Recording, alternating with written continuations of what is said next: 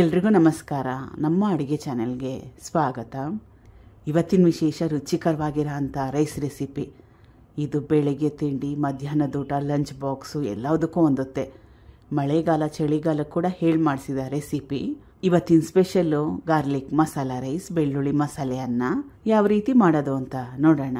ಬಾಣಲೆ ಇಟ್ಕೊಂಡಿದ್ದೀನಿ. ಮೊದಲನೇ ಸ್ಟೆಪ್ಪಲ್ಲಿ ಎಣ್ಣೆ ದೊಡ್ಡ ಚಮಚದಲ್ಲಿ 2 ಚಮಚದಷ್ಟು, ಸಾಸಿವೆ ಮತ್ತು ಜೀರಿಗೆ ಸಣ್ಣ ಚಮಚದಲ್ಲಿ ತಲಾ 1 ಚಮಚದಷ್ಟು, ಸಾಸಿವೆ ಚಿಟಪಟ ಅಂದ ನಂತರ ಕಟ್ ಮಾಡಿ ಇಟ್ಕೊಂಡಿರೋ 2 ದೊಡ್ಡ ಈರುಳ್ಳಿನ ತುಂಬಾ ಜಾಸ್ತಿ ಕೆಂಪಾಗಿ ಬೇಯಿಸ್ಕೊಳ್ಳೋ ಅವಶ್ಯಕತೆ ಏನಿಲ್ಲ.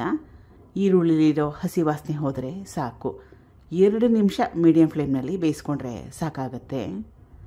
2 ನಿಮಿಷ ಆದಮೇಲೆ ಈರುಳ್ಳಿಲಿರೋ ಹಸಿ ವಾಸನೆ ಹೋಗಿದೆ, ಸ್ವಲ್ಪ ಬಣ್ಣ ಚೇಂಜ್ ಆಗಿದೆ. ಇಷ್ಟರ ಮಟ್ಟಿಗೆ ಬೇಯಿಸ್ಕೊಂಡ್ರೆ ಸಾಕಾಗತ್ತೆ. ಇದು ತೆಳುವಾಗಿ ಉದ್ದುದ್ದ ಕಟ್ ಮಾಡಿ ಇಟ್ಕೊಂಡಿರೋ ಬೆಳ್ಳುಳ್ಳಿ, ಸುಮಾರು ಒಂದು 10ರಿಂದ 12 ಎಸಳಷ್ಟನ್ನ ಉಪಯೋಗ ಮಾಡ್ತಾ ಇದ್ದೀನಿ. ಬೆಳ್ಳುಳ್ಳಿನ ಸಣ್ಣದಾಗಿ ಕಟ್ ಮಾಡ್ಕೊಳ್ಳೋ ಉಪಯೋಗ ಮಾಡ್ಬೋದು, ಅಥವಾ ಕುಟ್ಟಿ ಕೂಡ ಉಪಯೋಗ ಮಾಡ್ಬೋದು. ಕರಿಬೇವಿನ ಎಲೆಗಳು ಸುಮಾರು ಒಂದು 8ರಿಂದ 10 ಅಷ್ಟು. ಈರುಳ್ಳಿ ಬೆಂದ ಮೇಲೆ ಬೆಳ್ಳುಳ್ಳಿನ ಹಾಕೊಳ್ಳೋದ್ರಿಂದ ಫ್ಲೇವರು ಚೆನ್ನಾಗಿರುತ್ತೆ, ಸ್ಟ್ರಾಂಗ್ ಆಗಿರುತ್ತೆ. ಬೆಳ್ಳುಳ್ಳಿ ಹಾಕೊಂಡ್ಮೇಲೆ ಮತ್ತೊಮ್ಮೆ ಸುಮಾರು ಒಂದು 2 ನಿಮಿಷ ಚೆನ್ನಾಗಿ ಬಿಸಿ ಮಾಡ್ಕೋಬೇಕು.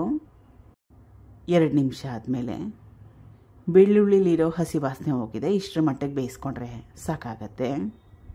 ಹಸಿ ಬಟಾಣಿ ಸುಮಾರು ಒಂದು 1/4 kg ಹಸಿ ಬಟಾಣಿನ ಉಪಯೋಗ ಮಾಡ್ತಾ ಇದ್ದೀನಿ. ಇದಕ್ಕೆ ಬದಲಾಗಿ ಕ್ಯಾಪ್ಸಿಕಮ್ಮು, ತೊಗರಿ ಕಾಳು, ಅವರೆಕಾಳು ಇವನ್ನೆಲ್ಲ ಉಪಯೋಗ ಮಾಡ್ಬೋದು. ಒಣ ಬಟಾಣಿನ ನೆನೆಸಿ ಕೂಡ, ಅಂದರೆ ಒಣ ಬಟಾಣಿ ಉಪಯೋಗ ಮಾಡೋಂಗಿದ್ರೆ ಸುಮಾರು ಒಂದು 5ರಿಂದ 6 ಗಂಟೆಗಳ ಕಾಲ ನೆನೆ ಹಾಕಬೇಕಾಗತ್ತೆ. ಕಲಿಸ್ಕೊಂಡು ಬಟಾಣಿ ಮೆತ್ತಗಾಗೋವರೆಗೂ ಬೇಯಿಸ್ಕೋಬೇಕು. ಈಗ ಬಟಾಣಿ ಚೆನ್ನಾಗಿ ಬೆಂದಿದೆ, ಮೆತ್ತಗಾಗಿದೆ. ಬೇರೆ ಪದಾರ್ಥಗಳನ್ನ ಸೇರಿಸ್ಕೊಳ್ಳೋಣ. ಇದು ಬ್ಯಾಡಗಿ ಅಚ್ಕಾರದ ಪುಡಿ 1 ಟೇಬಲ್ ಸ್ಪೂನ್ ಅಷ್ಟು. ಇದು ಖಾರ ಏನು ಜಾಸ್ತಿ ಇರಲ್ಲ. ಗರಂ ಮಸಾಲ ಸಣ್ಣ ಚಮಚದಲ್ಲಿ 1 ಚಮಚದಷ್ಟು, ರುಚಿಗೆ ತಕ್ಕಷ್ಟು ಉಪ್ಪು. ಒಗ್ಗರಣೆ ಏನಾದರೂ ತುಂಬಾ ಜಾಸ್ತಿ ಡ್ರೈ ಇದ್ದರೆ ಒಂದು ಸ್ವಲ್ಪ ನೀರನ್ನ ಹಾಕೋಬೋದು, 1-2 ಚಮಚದಷ್ಟು. ಒಣ ಮಸಾಲೆಗಳನ್ನ ಹಾಕೊಂಡ್ಮೇಲೆ 20 ಸೆಕೆಂಡಷ್ಟು ಬಿಸಿ ಮಾಡಿಕೊಂಡ್ರೆ ಸಾಕಾಗತ್ತೆ. 20 ಸೆಕೆಂಡ್ ಆದಮೇಲೆ ಇದು ಮೊದಲೇ ಮಾಡಿಟ್ಕೊಂಡಿರೋ ಅನ್ನ, 1/4 kg ಅಕ್ಕಿಯಲ್ಲಿ ಮಾಡ್ಕೊಂಡಿರೋ ಅನ್ನ ಇಬ್ಬರಿಗೆ ಒಂದೊತ್ತಿಗೆ ಸಾಕಾಗತ್ತೆ.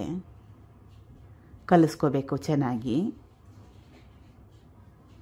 ಕೊನೆಯಲ್ಲಿ ಸಣ್ಣದಾಗಿ ಕಟ್ ಮಾಡಿಟ್ಕೊಂಡಿರೋ ಕೊತ್ತಂಬರಿ ಸೊಪ್ಪು. ಈಗ ರುಚಿಯಾಗಿರೋ ಅಂಥ ಗಾರ್ಲಿಕ್ ಮಸಾಲ ರೈಸ್ ರೆಡಿಯಾಗಿದೆ. ಟ್ರೈ ಮಾಡಿ ನೋಡಿ. ಮಳೆಗಾಲ ಚಳಿಗಾಲಕ್ಕೆ ಮೊದಲೇ ಹೇಳ್ದಂಗೆ ಒಳ್ಳೆ ರೆಸಿಪಿ, ಸ್ವಲ್ಪ ಡಿಫ್ರೆಂಟಾಗಿ ಕೂಡ ಇರುತ್ತೆ.